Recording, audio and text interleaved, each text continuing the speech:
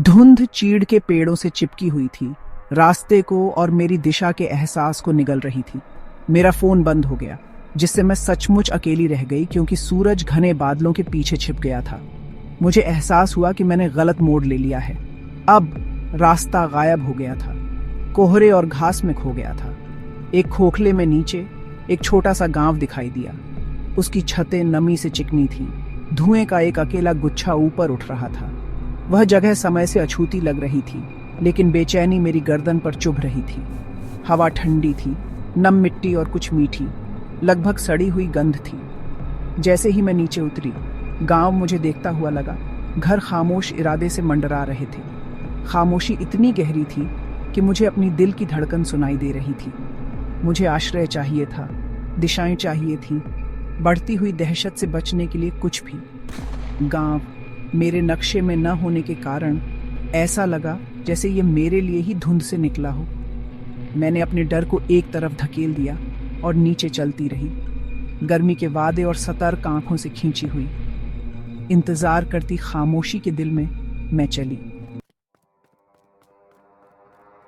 गांव में प्रवेश करना एक धुंधले सपने में कदम रखने जैसा था। मैं, एक लड़की, अकेली थी। पत्थर की गली साफ सुथरे घरों से सजी थी।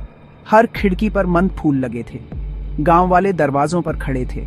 हर चेहरा एक परेशान करने वाली खाली मुस्कान में स्थिर था। उनकी आंखें खाली थीं, उनकी खामोशी दमनकारी। बच्चों ने अपनी कंचे का खेल रोक दिया और मुझे घूरने लगे, बिना खुशी के मुस्कुराते हुए। मैंने बोलने की कोशिश की। एक महिला ने केवल खामोशी से गली के अंत में एक बड़े घर की ओर इशारा किया। गांव का कोई नाम नहीं था, कोई हंसी नहीं थी, केवल मेरे कदमों की आवाज थी। मुझे फंसी हुई महसूस हुआ। उनकी मुस्कानों का बोझ मेरे भीतर दब रहा था। अंत में वह घर, खिड़की में एक अकेली रोशनी के साथ, मेरा एकमात्र आश्रय था। मैं चलती रही, हर कदम उन अंतहीन खाली मुस्कानों से देखा जा रहा था। घर पुराना था, धुंधले फूलों और पक्षियों से खुदा हुआ था। उसकी लकड़ी लगभग काली थी। मैंने खटखटाया। एक बूढ़ी महिला ने जवाब दिया।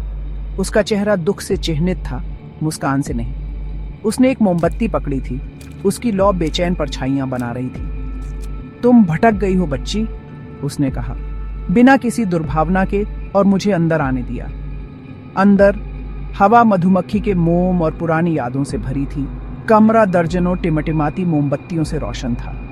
कोने में घड़ी 10:15 बजे जमी हुई थी। उसने कोई सवाल नहीं पूछा, केवल खामोश मेहमानबाजी की।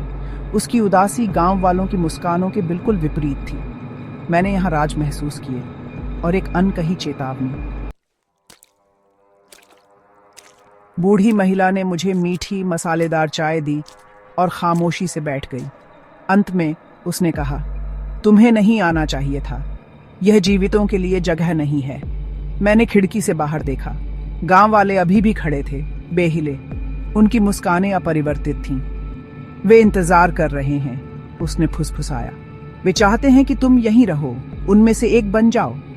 उसके शब्दों ने मुझे डरा दिया। उनकी मुस्कानें एक जाल हैं। उसने मुझे उनके पैरों को देखने के लिए कहा, उनके चेहरों को नहीं। मैंने शीशे से झांका। हर गांव वाला जमीन से बस थोड़ा ऊपर मंडरा रहा था, तैर रहा था।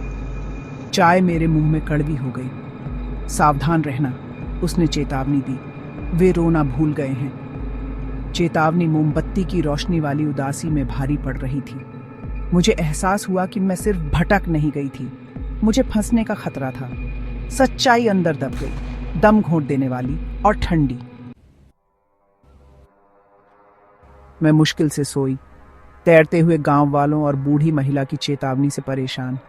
सुबह घर खाली था, मोमबत्तियां ठंडी थीं, घड़ी अभी भी जमी हुई थी। मैं भागकर बाहर निकली, भागने के लिए बेताब, लेकिन पहाड़ी पर जाने वाला रास्ता गायब हो गया था।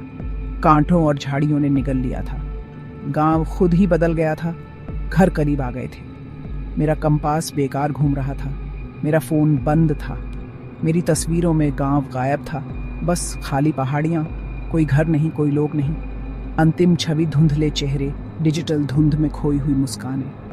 घबराहट शुरू हो गई। मैं एक ऐसी जगह पर फंस गई थी जिसका अस्तित्व नहीं होना चाहिए था। बाहरी दुनिया गायब हो गई थी। इस असंभव प्रेतवाधित खोखले से बदल गई थी। मुझे एहसास हुआ कि भागने के लिए सिर्फ दूर चलने से ज्यादा कुछ चाहिए होगा। मैं गांव से भागी। खामोश मुस्कुराते हुए गांव वाले देख रहे थे। उनकी मुस्कानें और चौड़ी होती जा रही थी। मुझे कंकाली पेड़ों के एक झुरमुट में एक रास्ता मिला, जहां एक पुराना चरवाहा एक मंदिर के पास बैठा था। वह असली था, मुस्कुरा नहीं रहा था। उसकी आंखें दुख से भरी थीं। तुमने उन्हें देखा है ना? उसने धीरे से पूछा। उसने मुझे सच्चाई बताई। गांव 1989 में एक भूस्खलन में दब गया था, कोई नहीं बचा। बरसी पर गांव फिर से प्रकट होता है। उसकी आत्माएं अंतहीन इंतजार में फंसी हुई हैं।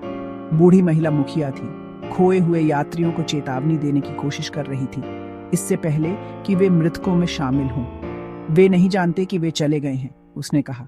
वे एक ऐसी सुबह का इंतजार करते हैं जो कभी नहीं आती। मुस्कुराते हुए गांव वाले भूत थे। उनकी मुस्कानें भ्रम और हानि का एक मुखौटा थी। चरवाहे ने मुझे बाहर निकलने का रास्ता दिया, लूप से बचने का मौका। मैं पीछे पीछे चली। उनकी त्रासदी का बोझ मेरी आत्मा पर भारी था। मैंने गांव को पीछे छोड़ दिया, लेकिन उसका दुख मुझसे चिपका रहा। चरवाहे ने मुझे एक छुपे हुए रास्ते पर पहुंचाया और जल्द ही मैं मुख्य सड़क पर पहुंच गई। गांव गायब हो गया था। एक धूपदार ढलान जहां वह खड़ा था। मैं एक बस में चढ़ी, थकी हुई। बाहर की दुनिया उज्जवल और शोरगुल वाली थी। मैं सुरक्षित थी, लेकिन बदल गई थी।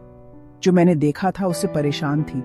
जैसे ही मैं बेचैन नींद में डूब गई, एक ठंडी फुसफुसाहट मेरे कान से गुजरी। बूढ़ी महिला की आवाज, तुम वापस आओगी है ना? मैं झटके से जाग गई। कोई नहीं था, लेकिन सवाल बना रहा।